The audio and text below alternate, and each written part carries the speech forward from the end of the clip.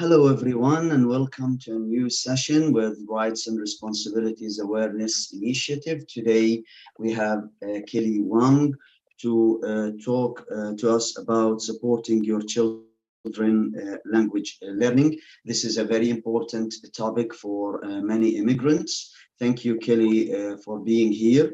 It's an honor to have you, and welcome to RRAI. Wonderful. Thank you so much for the lovely introduction, Haitham. I'm super excited to be here tonight with all of you. I'm Kelly. I am a research assistant and also a student at Ontario Tech University. And thank you for attending Supporting Your Children's English Language Learning with me tonight. It's my first time presenting for RRAI, so I am extremely excited. Throughout the presentation, if you have any questions, feel free to type it into the comments or chat section, and I will take a look. Otherwise, feel free to unmute and speak. The way that my Zoom is set up, I can't really see all of you, so just feel free to unmute and speak if you have a question, a comment, or feel free to type it into the chat. So tonight we are going to go over a couple of different things. So first up, I will be discussing some tools and resources that are useful towards children's English language learning. I'll also talk about some major assessments that they'll go through as they progress through school. And then also some tips on how to preserve their first language or mother tongue, and also the importance or significance of being bilingual in this day and age. And then I'll share some additional resources at the end. But first, I'd like to introduce myself and go over some of my own experiences with learning English. So my name is Kelly Wang, and I put the pronunciation of my last name right over there, just because a lot of people do get it incorrectly. I'm currently a Master of Education student at Ontario Tech University, and I'm also a journalist at 980 CFPL, Global News Radio. So at my news job, I write articles. I'm a reporter, so sometimes you see my articles online, and sometimes you also hear me on the radio because I sometimes newscast as well. I'm also a research assistant at the STEAM 3D Maker Lab, and that's a research lab with the Ontario Tech University. At the lab, we develop pedagogies involving science, technology, engineering, and math, but then also with an art aspect. With my media background, though, a lot of the work that I do involves social media or media in general and education. I'm also a tutor for reading and writing, and I also volunteer as a curriculum developer for Low Entropy, which is a nonprofit in BC. My interests include education and incorporating media with education. That's what my thesis is on. However, my other interest is education and language learning. Because that's something that I experienced myself, and I want to help other families, especially newcomer families from regions that don't speak English. Like myself, I come from China. My first language is Mandarin Chinese, and may have children who are in school and in an English-speaking environment at school, and maybe the parents are struggling with how to support their children's English language learning, like my parents did a few years ago. So that's why I wanted to give this presentation with RAI tonight. So I'm going to discuss a bit about my journey now. So I came to Canada in 2006 at the age of 7.5, and I kind of learned English from scratch. Now, I did take some I did take some English lessons in China when I was very young, around 7 or 6, but they were very basic, 1 hour a week, 5 words per session. So I really did learn English from scratch when I came here. And then from 2006 to 2011, those were tough years, but it was good because those were the years when I started developing my English skills, and I experienced my English skills improving over time. I was enrolled in ESL, or English Second Language, from grade 2 to halfway through grade 7. And during this time, I took ESL class at school. There were around 5 students in my class. And I also watched a lot of English programming on TV, so like Treehouse, YTV, Family Channel, stuff like that. Most of my friends were ESL students too, and it was interesting because we didn't really understand the language, but we understood each other. So that was really nice. And now we all speak fluently, so that's great. In 2014, I passed the OSSLT, which is a literacy test that you must pass in order to graduate high school, and that takes place in grade 10. And I was given twice as much time to complete the test than my non-ESL peers. And the reason why I'm mentioning that right now is because I do want to mention real quick that even after leaving the ESL program, your students, your children will have options like these that are going to be beneficial towards them. In 2020, I graduated from Western University and Fanshawe College in a dual degree in media and journalism. And in 2021, I completed my first master's in media and journalism and communications at Western. And I'm currently doing my Master of Education thesis at Ontario Tech University. And my passion is very much for education. And that's why I decided to go for a second master's. There is a portion of my journey that I like to highlight real quick, and that's from grade 2 to 7, or the time when I first came to Canada and when my English skills were eventually, to the time my English skills were eventually equivalent to my peers. So I arrived in Canada with limited knowledge of the English language or Canadian social norms for that matter. And my parents did not know English back then, nor do they know it all that well right now. And because of that, they couldn't really help me with homework or socialization with native speakers. And I remember having a lot of difficulties with socializing as well. I primarily learned English through social and environmental environments, educational environments. So for example, ESL class, and also through media, like watching kids shows, which I love to do. In ESL class, we did a lot of writing and reading, and especially oral. So speaking with one another and practicing conversing. There are so many different ways for your children to learn English naturally on their own, or with just the help of the education environment that they're in. But tonight, I do want to showcase some resources that you can use to support your children's English language learning. So let's begin. The first section I want to talk about is some useful tools and resources that your child can use to help them learn English. So starting with Overdrive, which is one of my absolute favorites. Overdrive is London Public Library's digital library, and it offers so many free books.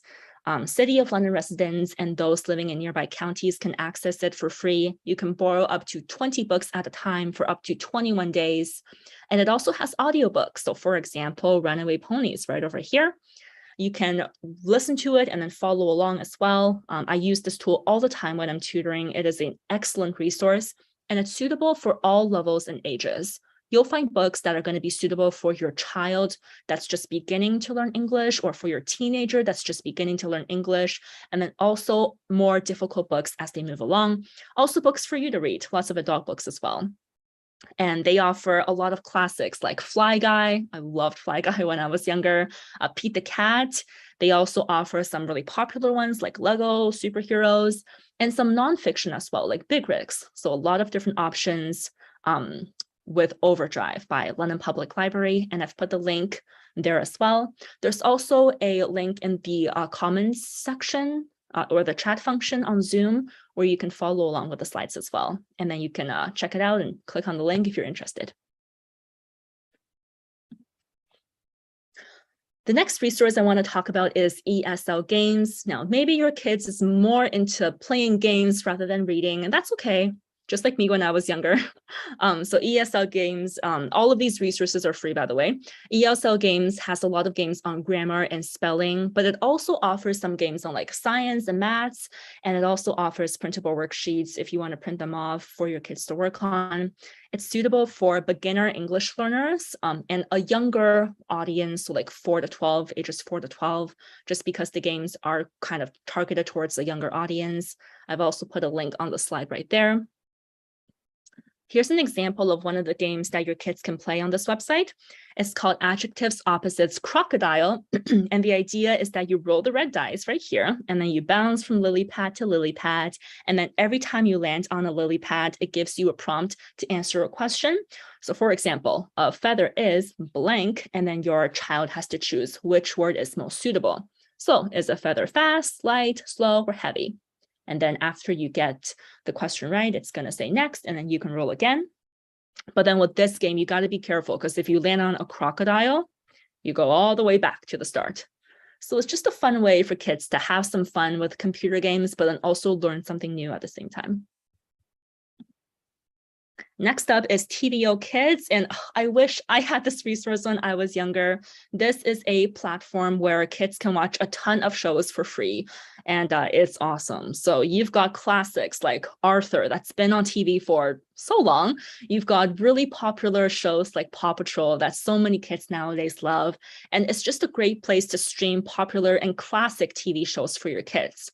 One thing I also love about TVO Kids is that it has a function where you can click to get subtitles. And so your kids can watch their favorite shows and then also look at the words. It's great for word recognition for them as well. And it's just a fun way for kids to learn English without parental guidance. You know, you don't have to look over them to make sure they're not watching something inappropriate. Everything on the site is suitable for kids ages 2 to 11. So definitely check it out. I've put the link on the slide. And before moving on, I do want to talk about some of the benefits of learning English through TV, just because I know that not every parent is going to want their kids to have a lot of screen time, and that's definitely understandable.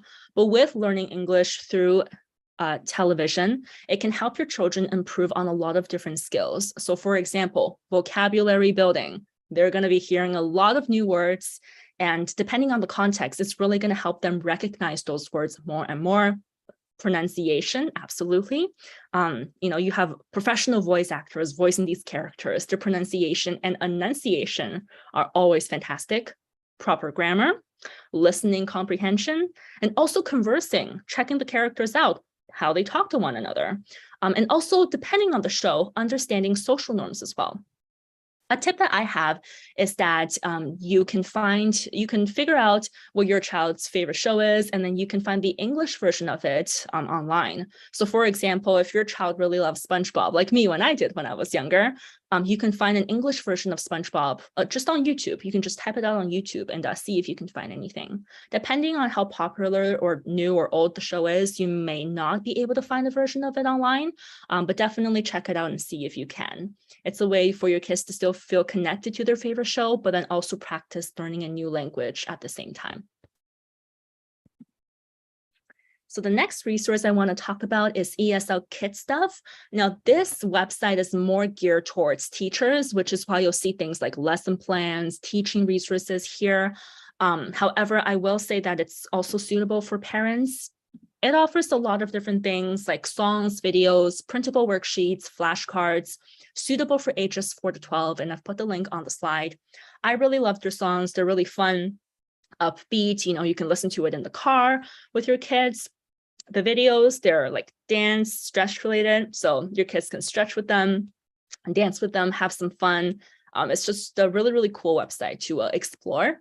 Now, they do have a membership option of $35 per year, but you don't have to get it to access a lot of these free stuff. Next resource I want to talk about is Breaking News English. And as a journalist, this got me super excited because it turns news articles into real life news events into English learning material. And it offers levels 0 to 6. And these include articles along with an audio portion that you can listen to and also some activities at the end. Now, due to the nature of news in general and the fact that sometimes it's just not very appropriate for younger children, I would recommend this for those ages 9 and up. And I've put the link on the slide. So for example, this is just one of the examples. It's astronauts' DNA changing in space. And this is a level 0. So you can see it's just 2 short little paragraphs. The paragraphs do get longer and more complex the higher level you go. So after your kid reads that article, they can do some activities like phrase matching, for instance. So they can just match the different phrases, see which one is grammatically correct, which one makes the most sense. And then they can also listen to that article as well. And they can even choose the speed or the pace of that audio to suit their needs. And finally, the last resource I'll talk about for now is British Council's Learn English Kits. And this website offers a lot of stuff. It's a bit more advanced. I can't really say it's more suitable for those who are just beginning to learn English. However, once your child has a reasonable English knowledge, they can start using this website a lot more. And it offers a lot of different activities and resources. They can watch and listen to different songs and videos. They can play some games. They can print stuff and then make some crafts with it. It's suitable for ages 6 to 12, and I've put a link on the slide. One of the features that I love about this website is that it takes these classic books like Shakespeare's A Midsummer Night's Dream, which your child will be reading starting in grade 9. And it condenses this big book into a short 3.5-minute video. It's a lot easier to understand. It helps your kids kind of recognize these classic books in a more understandable and fun way as well, because it's animated. After they watch the video, they can also do an activity like the one on the right.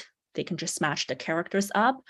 And then they can also, for example, print some documents after if they want to do some more activities. Like they can print the story, they can print an activity for it. There's an answer sheet and also some character flashbacks. Now, I will say, though, that since this is a British site, you will notice that these videos has a British accent. So that wraps up our first section on tools and resources. Before moving on to section 2, are there any questions or comments? Feel free to unmute, or if you would like, you can type it in the chat.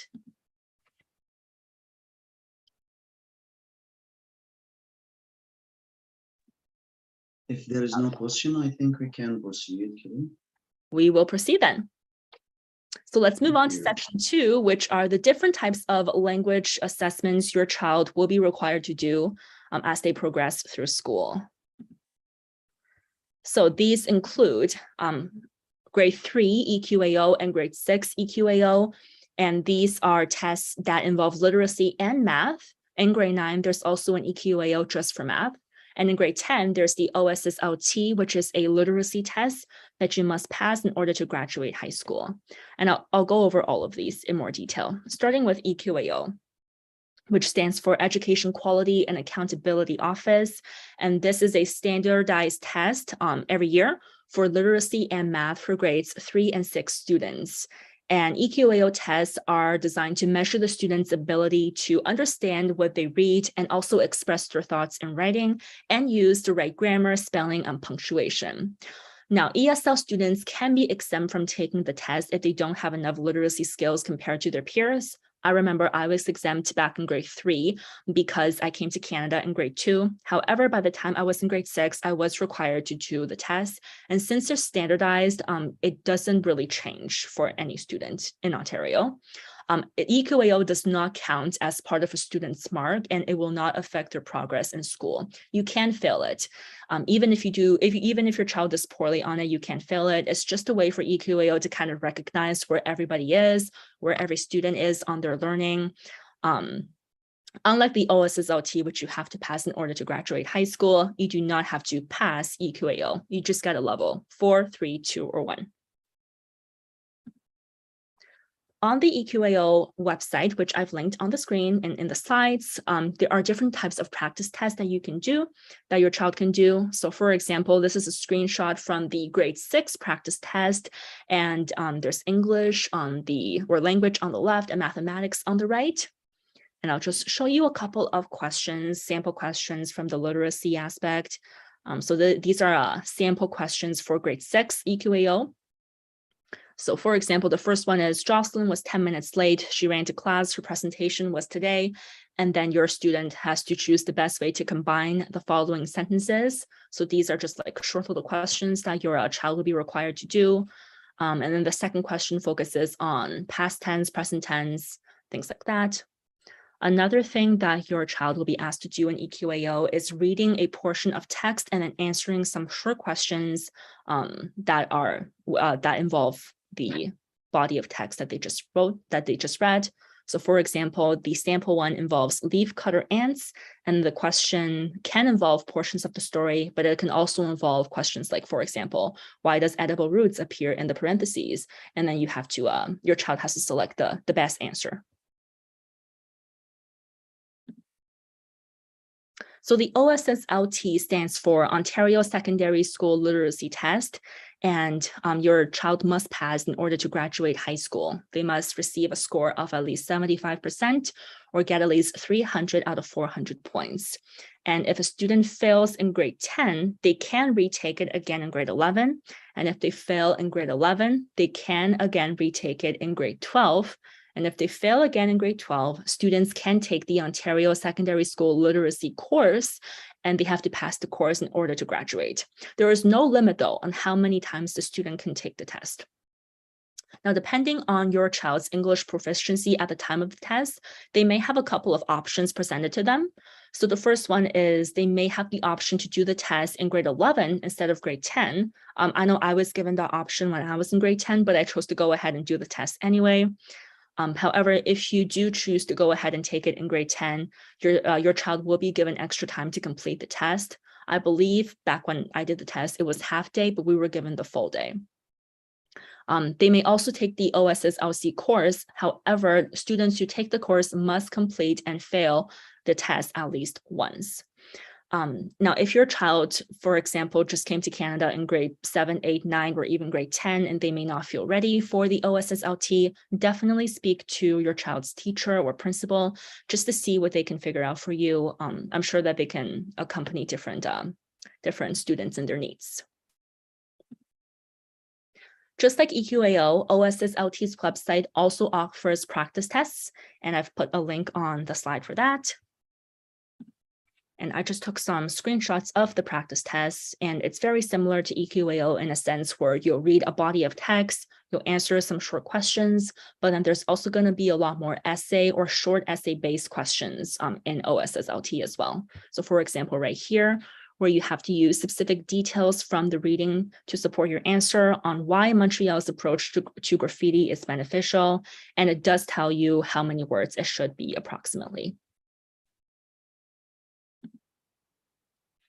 When it comes to EQAO and OSSLT prep, teachers will definitely prepare your children ahead of time just to make sure that they're mentally and educationally ready for these tests.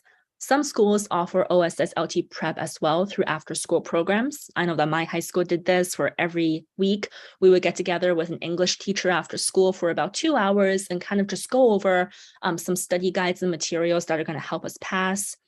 And students can also take the practice test online through the EQAO website. But I've also linked a couple of external websites for you as well if you're interested in checking it out. The grade 3 and 6 websites here, they link previous tests and test answers, so your children can take a look at what was actually asked on those tests. And the OSSLT external link here has practice questions on reading as well as writing. That wraps up section 2 on assessments, and then we're going to jump right into section 3, which are some ways to ensure that your children don't lose their mother tongue or first language, and also the benefits of being bilingual. This is a mini infographic by Brainy Wood, and I absolutely love it. It's the benefits of a bilingual brain, and it comes with so many. So there is increasing reading comprehension, understanding math concepts and problems, developing stronger thinking skills, cultivating greater cultural awareness, logic, focusing, remembering, making decisions. There's also improved mental health, better academic performance, and also more career opportunities. And those are just many benefits of being bilingual. The next image also showcases a lot of benefits. From family benefits, that includes children being able to communicate with family members who live far and who don't speak English. I know that that's the case with me. My family is the only ones in Canada. Everybody else is in China. And they're always so shocked when they hear that I can still speak Mandarin fluently and English fluently too. Educational benefits, where research has shown that bilingual children perform higher on average on tests that involve multitasking, creative thinking, or problem solving. And that's because they're so used to switching from one language to another. And I'm sure that's something that every bilingual person can definitely relate to. It's like opening a new door, right, when you're bilingual. Career benefits, absolutely. A ton of employers love bilingual employees. Even if the task has nothing to do with a second language, it's always good because it's like an additional skill, and you don't know when you're going to necessarily need that second language. But if you do, they have someone. Cultural benefits, where bilingual children are usually more adaptable to new environments, meeting new people, and stepping out of their comfort zone. The big shift when they first come to Canada is huge for these children. So new challenges moving forward, it's going to be not necessarily easier for them, but they'll have previous experience. And also additional language benefits, where learning a third or a fourth or a fifth language might be a bit easier for your children because they already know what it's like to learn English, and they have that passion as well for languages. And they recognize how beneficial it is to be bilingual. So why not be trilingual or speak more than that? So definitely a lot of benefits of being bilingual, and that involves learning English, but also making sure that your children don't lose their native tongue. So at home, there are a lot of different things that you can do to make sure that your children are still speaking their native language, which is one of them is speaking to them in your native language, just for them to still understand, and also ask them to respond in the native language. As your children, especially younger children, as they go through school and their English gets better and better, their primary language will naturally shift to English, and they'll want to speak English with everybody who can understand it. But if you ask them to respond in their native language, that could definitely help them stay connected to it. You can also encourage them to watch movies and TV shows in your native language. If they really, really love a popular show in English, you can try to find a version of that in your native language. For older children, you can encourage them to read the newspaper more often and also online articles in their native language. And that's also a good way to kind of get to know what's happening in current affairs and also improve their media literacy, which is something that's within the curriculum starting in grade 4.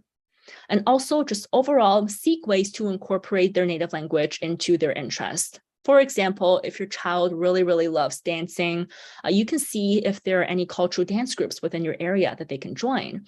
It's a good way for them to do something fun, meet new friends, but also stay connected to their culture and to their language roots as well. If your child loves writing stories, you can ask them to translate it into the opposite language. If they wrote it in English, you can ask them to translate it into their native language or vice versa. But just finding ways to incorporate their native language into their interests is a good way to kind of not shove the language down their throat, which might be uncomfortable, but just a way for them to connect with the culture, connect with the language while doing something that they love.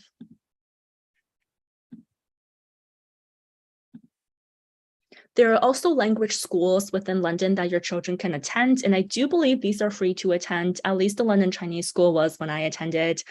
So the London Chinese School and London Islamic School for Arabic are just two examples of the language schools available here in the city. I attended London Chinese School for a couple of years when I was in high school, and at that time it was about 3.5 hours per week, and I loved it. It was a good way to not only stay connected to my language, but also my culture and meet some new friends. Great place to volunteer as well if your kids are in high school, because they do need 40 community service hours in order to graduate. And overall, just a great environment for learning languages, preserving their culture, meeting new friends, and building a stronger community. And don't forget the many, many resources that the library has to offer. The London Public Library has a lot of different books in different languages, and these are physical books that you'll find on their bookshelves. However, on Overdrive, or the digital library, it also offers access to a lot of other digital libraries. So for example, here, if you log on to Overdrive, you can click Partner Libraries, and you can directly go into Burlington, Hamilton, Mississauga, or Ottawa Public Libraries. And the Ottawa Public Library has catalogs specifically for Chinese and Spanish books. So you just click here, you click Ottawa, and then you'll see Chinese and Spanish books right up top. And I've checked out the Chinese books, and they offer a lot of different ones. They have like Harry Potter, they have magazines for different ages, for different groups, for different interests. So you can definitely find a lot of different resources online. And finally, I just want to highlight some additional resources to support newcomer families. There are so many additional resources in this amazing city, like the RAI, which I've linked right at the top. All of these resources and groups and organizations are here to support you in your journey in coming to Canada in many different ways, from legally to socially to educationally. They are there for you, and they are there to always support you. I've linked the City of London Settlement Services at the very bottom, and that has a lot more resources within that resource itself.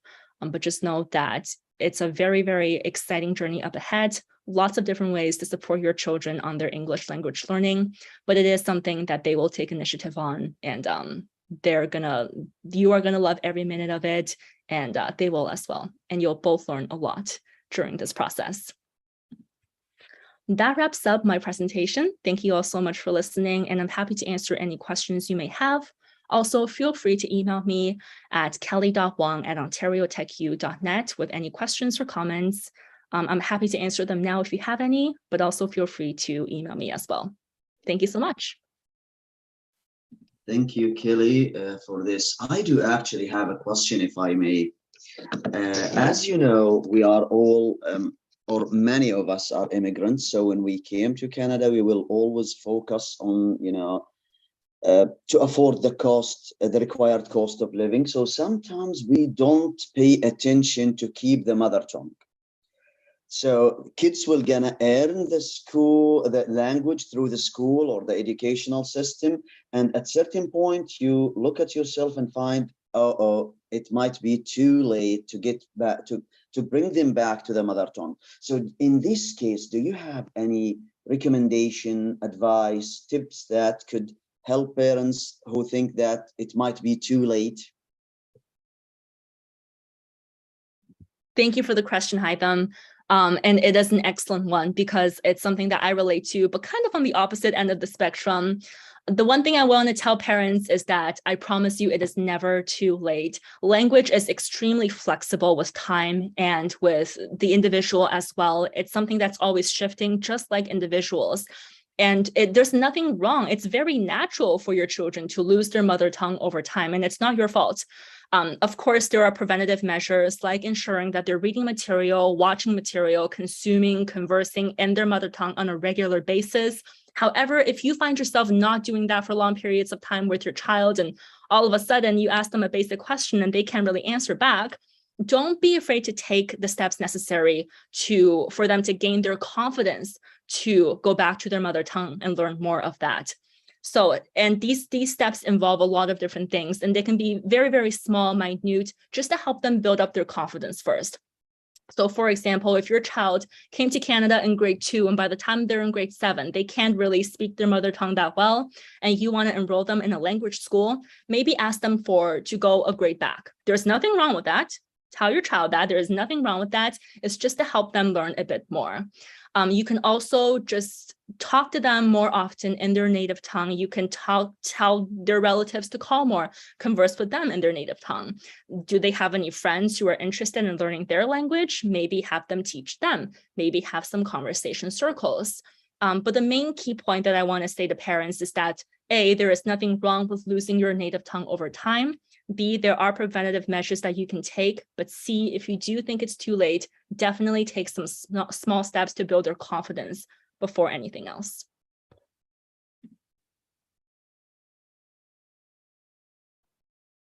Thank you very much. So if we have any other question, please feel free to unmute yourself. Now, participants can now unmute themselves, and if they have any questions. So Laura, if you have something, please feel free to. Yeah, hello. Laura. Great presentation. When it comes to language learning, I know that it's beneficial to have a lot of environments to practice in. Of course, children have school. I was just wondering, like, what level is there a recommended level of English that the parents should have in order to best aid the child in learning English? Absolutely, Laura. Thank you for your question, and it's nice to meet you.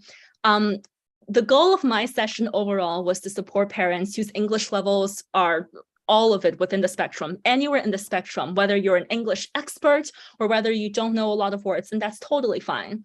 Because that was the position my parents were in when I came to Canada, where they didn't know any English at all, and they had trouble supporting my English learning. And that's why I did a lot of it independently or at school with my academic professionals within my life. So I would definitely say, the different resources that I presented tonight, some of them are just, you type this little link, you click on a cartoon, and then your kid can watch that cartoon and learn something new. But then others are maybe a bit more complex. Like, for example, if you want to read with them, with the library, for instance, the Overdrive, maybe you do need some English comprehension yourself in order to do that for your children. However, there's always different options. Like if you can't speak English yourself, you can click on an audiobook feature, or you can drop your kids off at a reading circle at a library and then have them do all the work.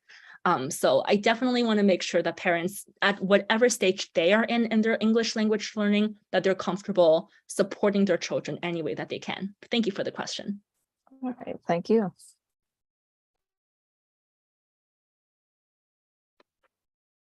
If there is no other questions, I would like to thank you, Kelly, for this wonderful presentation and very fruitful. Thank you, everyone, for joining us today. It has been an honor to have you, Kelly, and we're looking forward for another sessions with Rights and Responsibilities Awareness Initiative. Thank you very much and have a wonderful weekend.